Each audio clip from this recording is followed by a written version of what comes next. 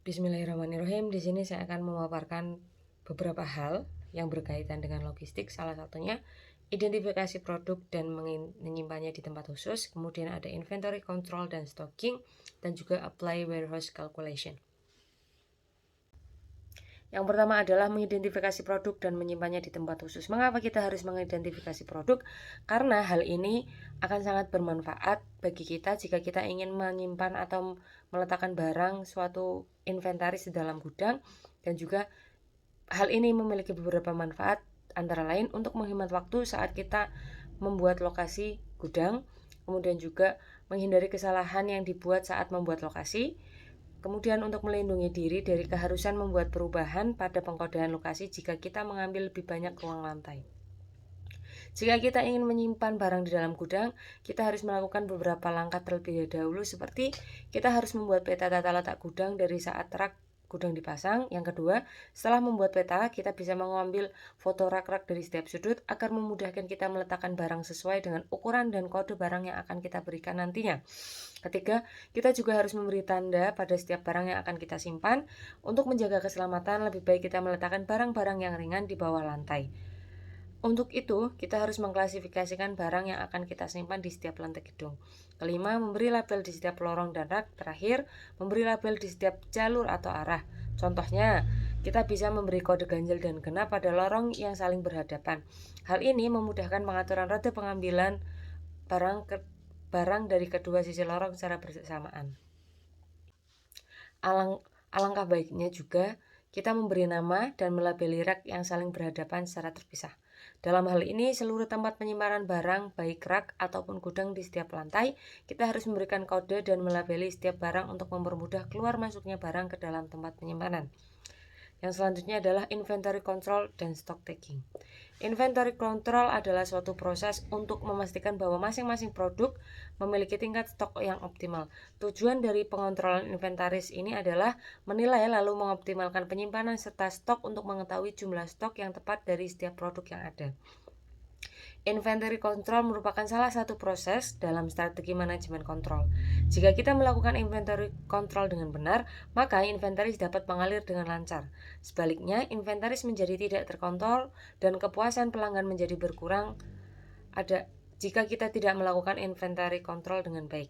Adapun manfaat dari inventory control antara lain mempertahankan akurasi tingkat stok yang masuk dan keluar, membantu dan mengukur perubahan stok dan memprediksi penjualan, menghindari pengurangan stok yang merusak akibat kontrol yang buruk, menyeimbangkan supply dan demand. Manfaat inventory control dibagi menjadi 4, antara lain pelaporan yang real time. Adanya kontrol pada inventory membuat pengaturan persediaan barang dapat dilakukan dengan lebih mudah. Yang kedua, membuat keputusan lebih tepat. Dengan adanya pengendalian persediaan, perusahaan dapat melacak persediaan stok barang dan melakukan estimasi siklus persediaan barang. Yang ketiga, menghilangkan write-off. Write-off adalah penghapusan biaya bisnis dengan tujuan mengurangi pajak. Yang keempat, persediaan barang lebih aman. Dengan inventory control, mempermudah perusahaan dalam menghitung dengan tepat mengenai seberapa banyak kebutuhan pelanggan. Hal ketiga yang ingin saya paparkan adalah applying warehouse calculation. Hal ini masih berhubungan dengan warehouse atau gudang. Apakah penting atau mengapa menerapkan perhitungan gudang sangatlah penting? Karena ketika kita perlu menyimpan inventaris, baik untuk jangka pendek atau jangka panjang, kita harus tahu berapa banyak ruang gudang yang kita butuhkan. Kedua, jika kita melebih-lebihkan, kita akan menghabiskan lebih dari yang diperlukan. Ketiga, jika kita meremehkan, kita mungkin tidak memiliki cukup ruang untuk semua inventaris kita.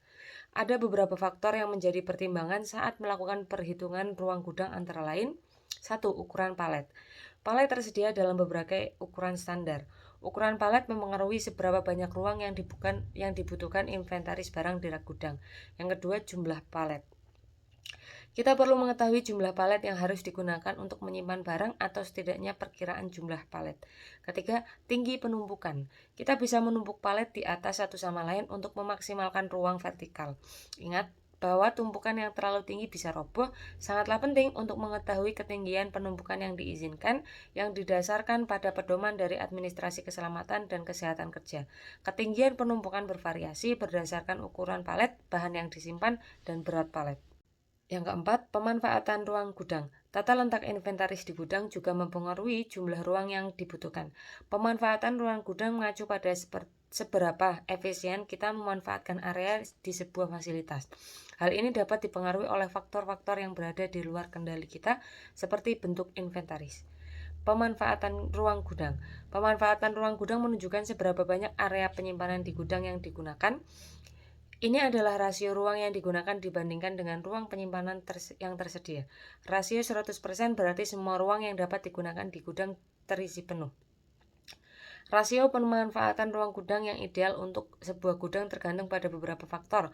Faktor yang pertama, bentuk barang atau inventaris, atau biasa kita kenal dengan kemasan, dimensi unit dan berat setiap unit, kemampuan untuk menumpuk, tanggal kadaluarsa atau perputaran barang, lambat atau cepat, jumlah atau kuantitas produk.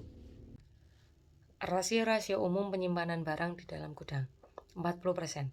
Produk yang tidak dapat ditumpuk dengan rapi atau membentuk yang tidak biasa di atas palet secara alami akan menghabiskan lebih banyak ruang di dalam gudang. Yang kedua, 50%. Beberapa jenis produk memiliki tanggal kadaluarsa seperti makanan atau kosmetik, first expired, first out. Rasio pemanfaatan ruang maksimal 50% harus memungkinkan ruang yang cukup untuk bermanuver di sekitar inventaris.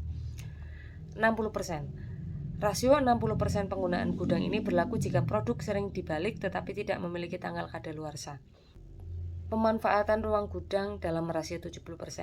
Hal ini dalam pemanfaatan 70% ruang gudang ini kita bisa menggunakan apabila suatu barang yang tidak memiliki tanggal kadaluarsa dan berputar hingga 6 kali per tahun, dalam artian pergerakan yang lambat, kita dapat menggunakan hingga 70% ruang di dalam gudang.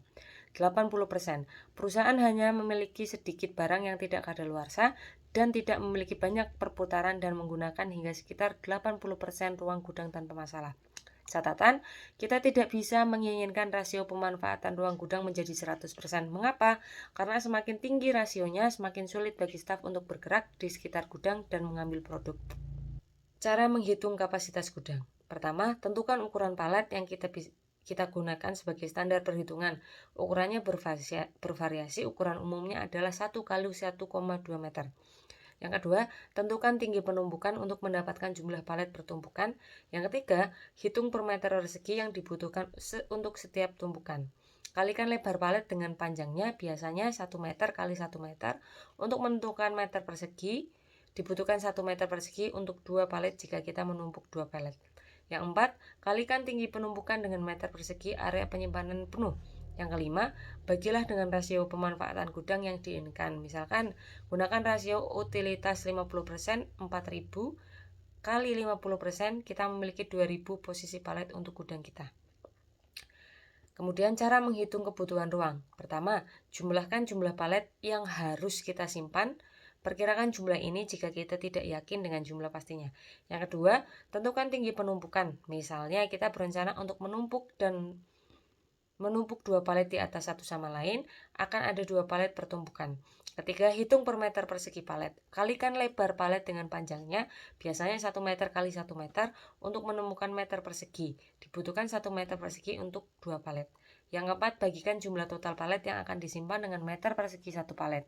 Jika kita memiliki 100 palet untuk disimpan, menggunakan palet 1 kali 1 meter, kalikan 100 dengan 1 untuk mendapatkan 100 meter persegi.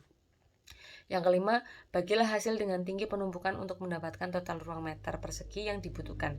Jika kita ingin memiliki 2 tumpukan, bagi 100 meter persegi dengan 2 tumpukan. Kita membagi 50 meter persegi di gudang untuk 100 palet. Terima kasih.